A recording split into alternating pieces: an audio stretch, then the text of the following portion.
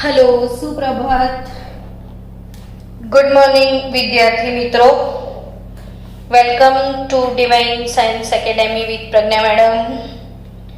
बाळको गई काले આપણે શીખી રહ્યા હતા વૈજ્ઞાનિક અંક પદ્ધતિ ને વૈજ્ઞાનિક અંક પદ્ધતિ એટલે નાના ખૂબ જ હોય એવા અને મોટા ખૂબ જ હોય એવા અંકોને સરળ પદ્ધતિમાં કેવી રીતે ફેરવવા એ શીખવાડ્યું હતું। હવે વૈજ્ઞાનિક અંક પદ્ધતિ પ્રમાણે થોડાક સરવાળા બાદબાકી આવડવા જોઈએ। હું તમારા સામે એક નાનકડો ક્વેશ્ચન લખું છું। 10⁻⁻7 પ્લસ 10⁻�8 માની લો કે આવો સરવાળો આવે તો તમે આ સરવાળો કેવી રીતે કરશો? ફાસ્ટ मैं तमने 5 मिनिटનો टाइम आपू छू आना माटे। चलो बाळको मने 5 मिनिटमां बहुत सरस आंसर आप्यो। एक विद्यार्थीए कई रीते सॉल्व थाय जो के हमेशा सरवाळो होय तो बंने बाजू समान घात होवी जोईए। हवे आ 10⁻7 घात छे एने 1 × 10⁻7 घात एवुं पण कही शकीए ने आपणे, प्लस 10⁻8 घात तो 10⁻7 घात गुण्या 10⁻1 घात आવું લખાય। કેટલા બાળકોને સમજણ પડી? તમે લાઈવમાં બોલતા રહેજો આખો દિવસ એટલે મને સમજ પડે। આપણે ખાલી હું બોલ કરું ને તમે સાંભળો, આપણે એવું નથી કરવું। બાળકો 10⁻7 જુઓ तो આપણે બંને સાઈડ 10⁻7 સમાન ઘાત કરીએ તો સમાન ઘાત કોમન નીકળી શકે। તો આ -8 છે એને મેં -7 -1 માં કન્વર્ટ કર્યું એટલે -7 -1 થયું। હવે મને એમ કહો કે કોમન શું નીકળી જશે? બોલો तो कि आ बाजू 10⁻7 आ बाजू 10⁻7 तो 10⁻7 कॉमन फैक्टर जतो रहेशे तो ब्रेकेट में शुं वधशे 1 10⁻7 निकली गयो कॉमन प्लस 10⁻1 आવું વધ્યું? हाँ के ना? 10⁻7 घात कॉमन निकली गई, आ बाजू 1 बच्યું प्लस 10⁻1 तो 1 10⁻1 એટલે 1/10 કહેવાય। તો આ 1 અને 1/10 એટલે 0.1 કહેવાય। તો બાળકો આનો આન્સર આવશે 1.1 × 10⁻7। વૈજ્ઞાનિક અંક પદ્ધતિ સરવાળા બાદબાકી શીખવા બહુ જ જરૂરી છે એટલે આપણે એની પ્રેક્ટિસ કરીએ ધીરે ધીરે, કારણ કે જ્યાં સુધી ગણતરીઓ નહીં આવડે ત્યાં સુધી આગળ તકલીફ પડશે। ચલો 6.65 ગુણ્યા 10⁴ વત્તા 8.95 ગુણ્યા 10⁻3 આનો સરવાળો કરીને આપો। 6.65 ગુણ્યા 10⁻4 जो आ सरवाळो केवी रीते करवो जोईए तो के सरवाळो ज्यारे बे आंकड़ाओनो करवानो थाय तो आमा आ बाजू 10⁻4 छे ने आ बाजू 10⁻3 छे तो बंने बाजू कां तो 10⁻3 कां तो 10⁻4 घात समान बनावी पड़े। જ્યાં સુધી ઘાતાંક સરખા ના કરો ત્યાં સુધી સરવાળા બાદબાકી શક્ય નથી। એટલે તમને શું કરવું પડે? આને 10⁻4 બનાવી લો અથવા આને 10⁻3 બનાવી લો। તો આપણે એવું કરીએ, આને 10⁻4 માં કન્વર્ટ કરીએ તો આ 6.65 ગુણ્યા 10⁻4 એમ જ રાખો। આને 10⁻4 કેવી રીતે બનાવશો? તો આ વાળું ડેસિમલ પોઈન્ટ અહીં લઈ જાઓ એટલે 0.895 થયું। આ એક ડેસિમલ ને અહીંયા શિફ્ટ કરવાનું છે તો 10⁻3 ને બદલે એક ડિજિટ ખસ્યા એટલે 4 થયું। હવે સીધો હિસાબ 10⁴ બંને બાજુ સમાન છે તો કોમન નીકળી જશે, એટલે કૌંસમાં 6.65 વત્તા 0.895 થશે, એટલે તમારો જવાબ આવશે 7.545 into 10⁴. ચલો બોલો કેટલા લોકોએ સાચો આન્સર આપ્યો હતો? ચલો બાળકો, સરવાળા પછી એકાદ બાદબાકી પણ થઈ જાય તો સરવાળા બાદબાકી. ચલો next 2.5 into 10⁻²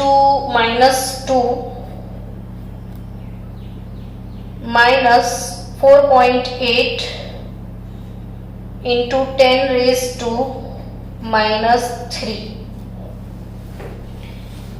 2.5 into 10⁻² minus 4.8 into 10⁻³ આવી બાદબાકી પણ આવશે. આપણે ઘણા બધા દાખલા ગણીશું પ્રકરણ 2 માં, તો આવી બધી ગણતરીઓ તમારા માટે આવવાની જ છે. તો ઘાતાંક સરખા કરવા પડે, અર્થાત આ 10⁻² છે, આ 10⁻³ છે, તો બંને બાજુ સરખી કરી દો, કાં તો -2 કરો કાં તો -3 માં જતા રહો. તો આપણે એવું કરીએ -2 માં જઈએ, આને -2 બનાવી દઈએ, અહીંયા -2 છે. સો 2.5 into 10⁻². અને કઈ રીતે -2 બનાવીશું બોલો? તો કે -2 તો 10⁻³ પ્લસ 10⁻1 માં જવું પડશે આપણે, ગુણ્યા તો 10⁻+1 એટલે 10⁻³ ગુણ્યા 10⁻1 તો 10⁻²² થઈ જશે. એટલે ટૂંકમાં 10⁻³ આવે એવું કશું કરવું પડે. તો 10⁻³ લાવવા માટે તમારે આમ ખસવું પડશે, એટલે 0.48 થઈ ગયું. આ જે પોઈન્ટ છે એને આ બાજુ લઈ જાઓ તો 10⁻1 એક પોઈન્ટ ખસ્યા, જેને આજે નવા લોકો છે ગઈકાલનો વિડીયો જોજો, આવડી જ જશે તમને વૈજ્ઞાનિક અંક પદ્ધતિ.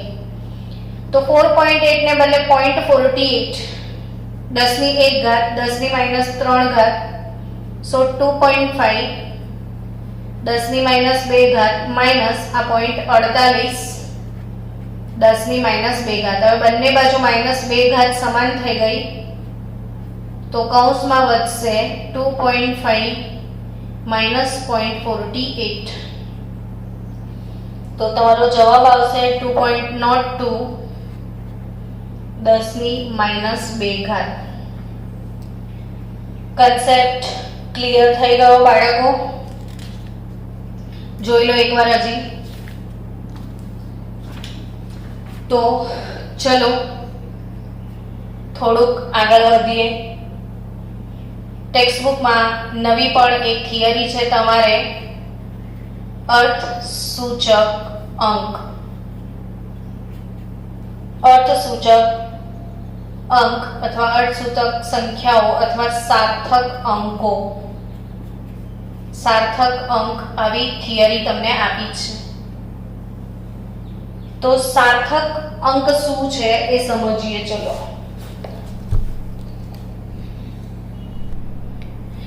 ચલો બાળકો, હવે આપણે અર્થસૂચક અંક એટલે કે સાર્થક અંક શું છે એ તમારી ટેક્સ્ટબુકમાં આ થિયરી છે, અને એડવાન્સ લેવલના બાળકો છે, નીટ લેવલના બાળકો છે, એમણે એનસીઈઆરટી ટેક્સ્ટબુકમાંથી એક પણ વસ્તુ છોડવાની નથી. ઝીણી ઝીણી વાતોને સમજો અને સ્વાધ્યાય ચોપડીની પાછળ આપ્યો છે એ અચૂક સોલ્વ કરવાનો.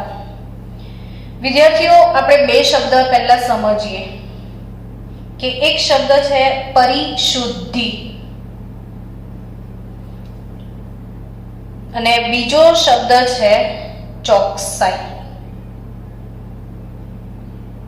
એક શબ્દ છે પરિશુદ્ધિ, પ્રિસાઇઝ, ક્લોઝનેસ જેને કહેવાય, ક્લોઝનેસ, પ્રિસાઇઝ, ચોક્કસ ક્લોઝનેસ, ને ચોકસાઈ આ બંને વચ્ચેનો તફાવત, ચોકસાઈ એટલે એક્યુરસી, ચોકસાઈ એટલે છે એના માટે શબ્દ એક્યુરસી એટલે ચોકસાઈ, પરિશુદ્ધિ એટલે ક્લોઝનેસ એટલે એને પ્રિસિઝન કહેવામાં આવે છે, પ્રિસિઝન, પ્રિસિઝન. બંને ઇંગ્લિશ ગુજરાતી શબ્દો યાદ રાખવાના છે. તો પરિશુદ્ધિ અને ચોકસાઈ, આ બંને વચ્ચેનો તફાવત સમજીએ. ધારો કે તમને 3 વિદ્યાર્થીઓ પર આપણે એક્સપેરિમેન્ટ સેટ કર્યો છે. વિદ્યાર્થી એ આપણે પ્રેમને પસંદ કર્યો છે, કેમ કે આજે પ્રેમ બહુ રોકિંગ કામ કરે છે કે એનો બધા જ આન્સર ફાસ્ટ આપે છે. તો today is the Prem day. એવી રીતે વિદ્યાર્થી બી, આજે આપણને રિષભ જે છે એણે પણ સારા આન્સર આપ્યા છે, અને વિદ્યાર્થી સી જૈવિકને આજે આપણે પસંદ કરીએ. 3 વિદ્યાર્થીઓ છે આપણી જોડે. માની લો આ 3 વિદ્યાર્થીઓને મેં એક નમૂનો છે 2 ગ્રામ જેનું દળ છે, એનું ચોક્કસ દળ 2 ગ્રામ છે એવો એક નમૂનો એ લોકોને આપ્યો, ને મેં એ લોકોને એક કામ આપ્યું કે એક સેમ્પલ આપ્યું છે. મને ખબર છે કે એનું 2 ગ્રામ દળ છે, પણ એ લોકોને મેં માપન કરવા માટે આપ્યું. એટલે પ્રેમ જે છે એને 2 વખત પ્રેક્ટિકલ કરીને દળ માપ્યું. હવે પ્રેમનું રિઝલ્ટ શું આવે છે? તો પહેલા પ્રયોગમાં પ્રેમ 1.95 ગ્રામ દળ લાવે છે, બીજા પ્રેક્ટિકલમાં પ્રેમ 1.94 દળ લઈ આવે છે. રિષભનું રિઝલ્ટ એવું છે, પહેલી વખત એ 1.93 લઈ આવ્યો વજન, ને બીજી વખત એ વજન લાવે છે 2.05 ગ્રામ.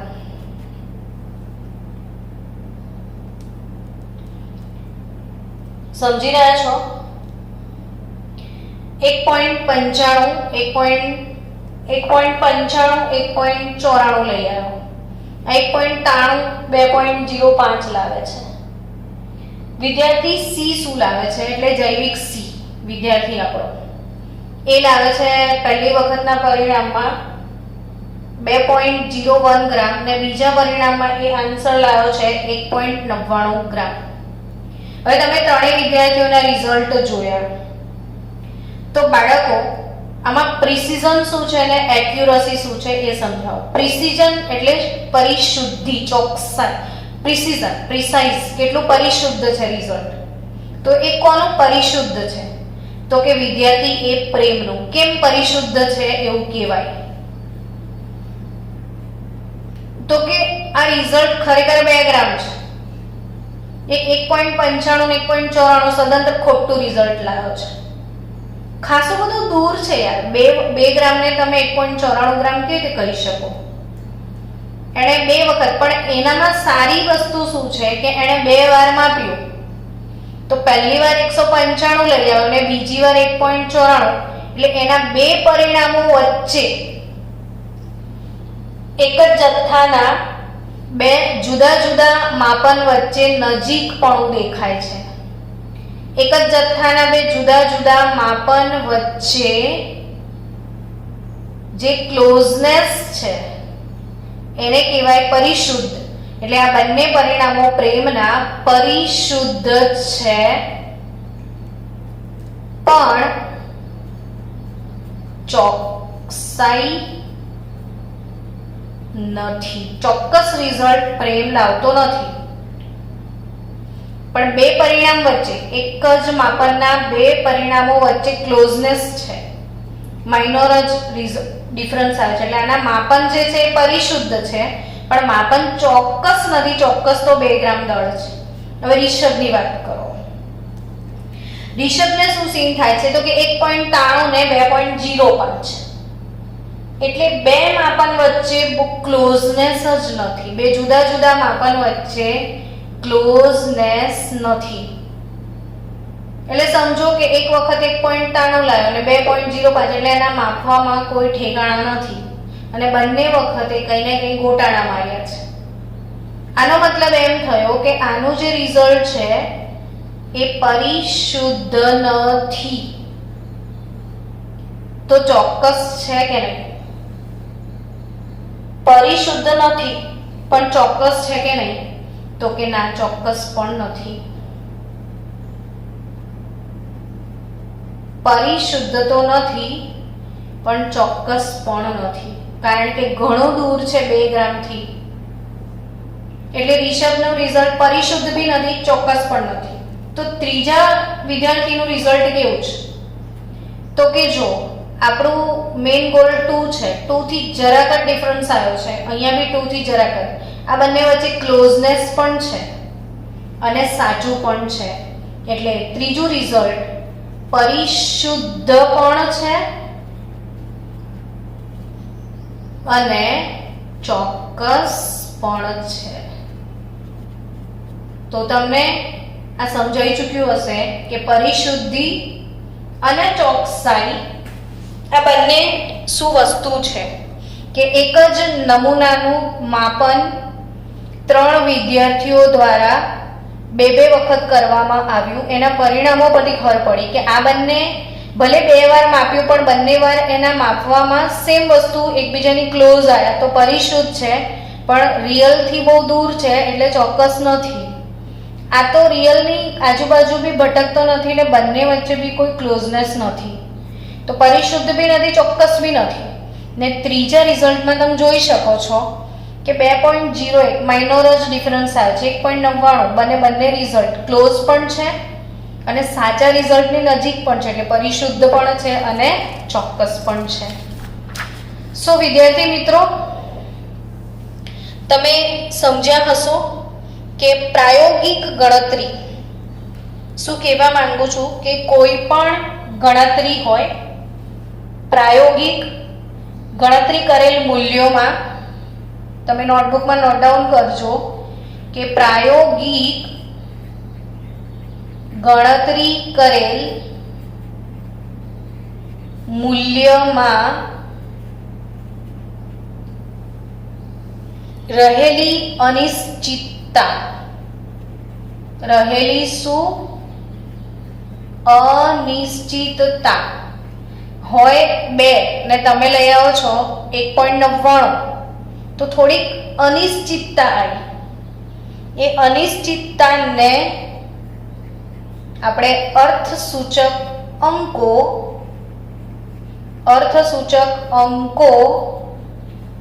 અથવા સાર્થક અંક તરીકે દર્શાવાય. તો આ લખી રાખજો નોટબુકમાં કે આપણે પ્રયોગ કર્યા, પ્રાયોગિક ગણતરી કરી, જે જવાબ આવ્યો એમાં રહેલી જે અનિશ્ચિતતા છે, અનિશ્ચિતતા એટલે શું એ સમજાવો બાળકો. જો ધારો કે તમે 11.2 ml આવી કોઈ કિંમત, આવું કોઈ રિઝલ્ટ છે 11.2 ml. હવે 11.2 ml રિઝલ્ટ તમારે માપવાનું હતું.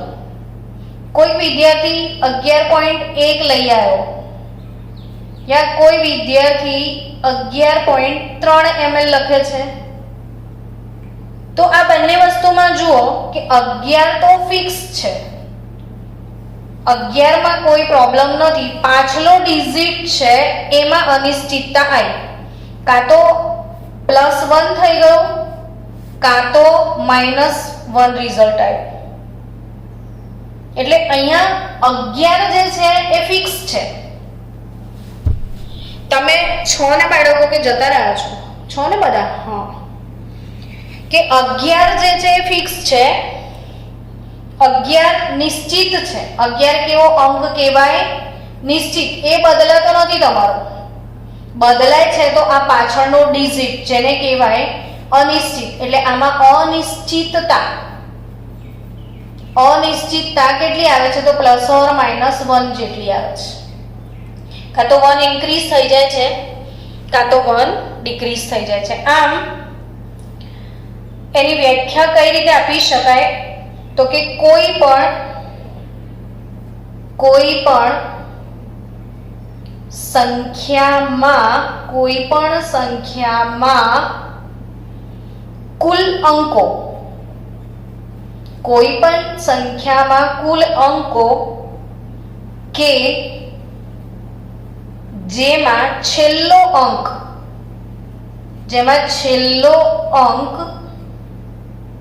કે જેનું મૂલ્ય અચોક્કસ છે, જેનું મૂલ્ય શું છે? અચોક્કસ. જો પ્રાયોગિક ગણતરી કરેલ મૂલ્યમાં રહેલી અનિશ્ચિતતા, એટલે મેં કીધું ને 11 નિશ્ચિત, અનિશ્ચિતતા પાછળવાળો અંક, એટલે એ અનિશ્ચિતતા છે એને અર્થસૂચક અંક કહેવાય. એટલે કોઈ પણ સંખ્યામાં કુલ અંકો કે જેમાં છેલ્લો અંક કે જેનું મૂલ્ય અચોક્કસ છે તેને અર્થસૂચક અથવા સાર્થક અંક કહેવાય. તેને અર્થસૂચક અથવા સાર્થક અંક કહેવાય. તો ખરેખર અર્થસૂચક અથવા સાર્થક અંક છે શું? તો કે સાર્થક અંક બરાબર તમારે લખવું હોય તો એવું લખી શકાય કે બધા ચોક્કસ અંકો તો લેવાના જ, બધા ચોક્કસ અંક પ્લસ એક શંકાસ્પદ કે જે બદલાઈ શકે છે તે એક અનિશ્ચિત અંક, આને કહેવાય સાર્થક અંક. બધા ચોક્કસ અંક પ્લસ એક અનિશ્ચિત અંક જેને કહેવામાં આવે છે સાર્થક અંક. ચલો વિદ્યાર્થી મિત્રો, હવે આપણે સાર્થક અંક અથવા અર્થસૂચક અંક ગણવાના જે નિયમો છે એ નિયમો લખતા જઈએ. તમે પણ એ નિયમો નોટ ડાઉન કરતા જજો. કોને સાર્થક અંકો કહેવાના છે? તો કે કોઈ પણ સંખ્યામાં નિયમ છે કે બધા જ, પહેલો નિયમ શું છે કે બધા જ શૂન્ય સિવાયના અંક, બધા જ શૂન્ય સિવાયના અંક અર્થસૂચક અંક કહેવાય. શૂન્ય સિવાયના તમામ અંક, શૂન્ય સિવાયના અંક અર્થસૂચક અંક કહેવાય. આ પહેલો નિયમ છે. એટલે તમને પ્રશ્ન થશે કે ના ખબર પડી એટલે શું મેડમ? તો કે એનો મતલબ આવો થાય કે કોઈ આંકડો છે 285, તો આમાં તો શૂન્ય છે જ નહીં, એટલે 2, 8, 5, આમાં અર્થસૂચક અંક કેટલા એવું કોઈ પૂછે તો એની અંદર અર્થસૂચક અંક ગણાશે 3. 2, 8, 5 આનો અર્થસૂચક અંક 3 ગણાય. ધારો કે આવું આપે 11280 કે 11286, તો આમાં અર્થસૂચક અંક 1, 2, 3, 4, 5 ગણાય. એવી રીતે જો આવું આપે કે 0.25 ml આપ્યું છે, 0.25 ml, તો શૂન્ય સિવાયના એટલે શૂન્યને નહીં ગણવાનો. તમારો અર્થસૂચક અંક કેટલો થયો? તો કે 2 જ. સમજી રહ્યા છો? તો 0.25 ml લખ્યું છે, 135 ml લખ્યું છે, તો આ શૂન્ય અર્થસૂચકમાં નથી. 1, 3, 5 આના અર્થસૂચક અંક 3 ગણાશે. ધીરે ધીરે નિયમો લખીશું ને એટલે ક્લિયર થતું જશે, ચિંતા ના કરશો. એટલે આમાં 3 ગણાય, આમાં 5 ગણાય, આમાં 2 ગણાય, આમાં 3 ગણાય. આ સેમ થિયરી તમારે ફિઝિક્સમાં બી આવશે. પછી ફિઝિક્સમાં બી સાર્થક અંકો, પ્રિસિઝન, ચોકસાઈ એ બધું આવવાનું જ છે. અર્થસૂચક અંકો કોમન થિયરી છે આપણી ને ફિઝિક્સની. ચલો બીજો નિયમ અહીંયા શું છે? તો કે શૂન્ય સિવાયના અંકની આગળનો શૂન્ય લખી લો એટલે યાદ રહેશે. શૂન્ય સિવાય ના અંકની આગળનો શૂન્ય, શૂન્ય સિવાયના અંકની આગળનો શૂન્ય અર્થસૂચક ન ગણાય. એટલે હવે તમને પ્રશ્ન થશે, આ શું કહો છો યાર તમે, હે ને? એવું થાય છે ને મનમાં. તો કે આવું લખ્યું છે 0.003, 0.00125, 0.0052 આવું લખેલું છે. તો આ તમામમાં અર્થસૂચક અંક શું છે? તો કે શૂન્ય સિવાયનો અંક એટલે 3 થયો, 3 શૂન્ય નથી. આ શૂન્ય સિવાયના અંક છે, આ શૂન્ય સિવાયના અંક છે. એની આગળનો શૂન્ય એટલે એની આગળવાળા શૂન્ય અર્થસૂચક ન ગણાય.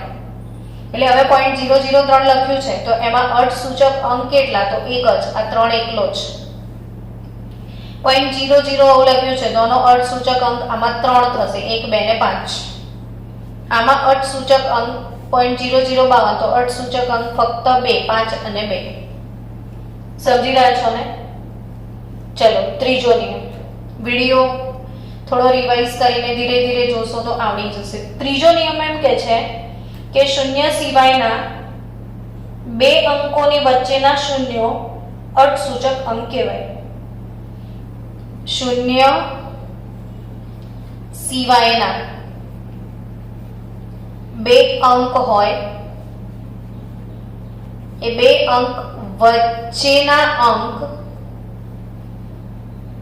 શૂન્ય સિવાયના 2 અંક વચ્ચેના અંક અર્થસૂચક છે.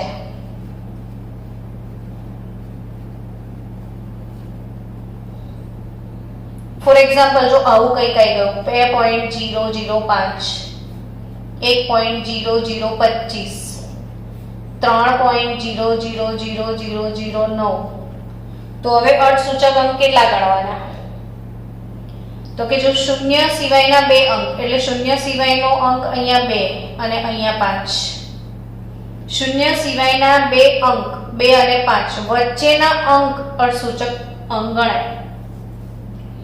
એટલે શૂન્ય સિવાયના 2 અંકની વચ્ચેના અંક શૂન્ય હોય તો એ અર્થસૂચકમાં ગણવાના. તો હવે આવી ફિગર આપે, અહીંયા અર્થસૂચક નહીં, આ 0 જ આવી ગયો છે એટલે અહીંયા ફક્ત 3 જ ગણાય.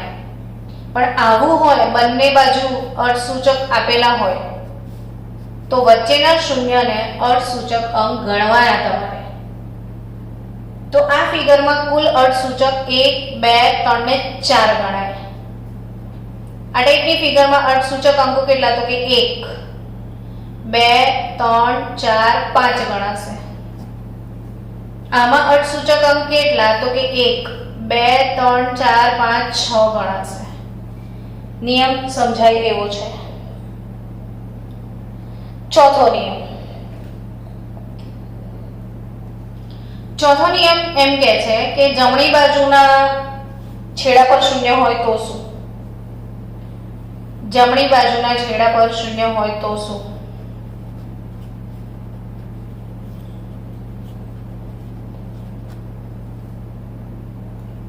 શૂન્ય હોય તો અર્થસૂચક ગણાય. જમણી બાજુના છેડા પર શૂન્ય હોય તો અર્થસૂચક ગણાય. હવે આ પાછું શું નવું આવ્યું? તો કે નવું છે, જો સમજ પડશે કે આ દેખો 0.003 છે ને હું અહીંયા લખું છું 0.300. તો આ ડાબી બાજુનો છેડો, આ જમણી બાજુનો છેડો, ડાબી બાજુનું છેડાવાળું શૂન્ય નહીં ગણાય. 3 પછીના જે 0 છે એ અર્થસૂચક ગણાય. એટલે 0.300 છે તો આમાં અર્થસૂચક અંક 1 2 ને 3 ગણાશે. 0.400 ને 5 છે તો અર્થસૂચક અંક 1 2 3 બધા જ ગણાશે. 2000 આપ્યું છે, 20000 આપ્યું છે તો અર્થસૂચક અંક કેટલા?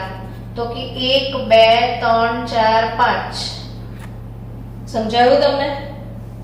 તો જમણી બાજુના છેડા પર જો શૂન્ય હોય અને એ બી દશાંશ ચિહ્નની જમણી બાજુ આવેલા હોય તો અર્થસૂચક ગણાય. પણ તમને પ્રશ્ન થાય કે મેડમ આવું લખેલું છે 2000 લખેલા છે તો આમાં અર્થસૂચક અંક કેટલા ગણવાના? તો પહેલો નિયમ લાગુ પડે. પહેલા નિયમમાં શું કીધું? જો શૂન્ય સિવાયના પહેલો નિયમ આપણો અહીંયા હતો કે બધા જ શૂન્ય સિવાયના અંક સાર્થક અંક, બાકી નહીં. તો કે જો તમારી પાસે લખેલું હોય 2000, 500, 10,000, તો અર્થસૂચક અંક કેટલા ગણાય? આવો પ્રશ્ન બી થાય ને તમને.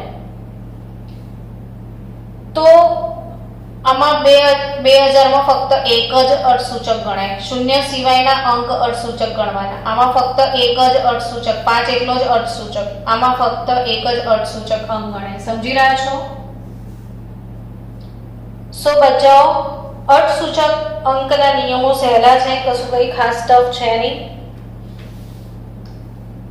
તો વૈજ્ઞાનિક અંક પદ્ધતિ તમને શીખાઈ ગઈ, અર્થસૂચક અંક તમને શીખાઈ ગયા.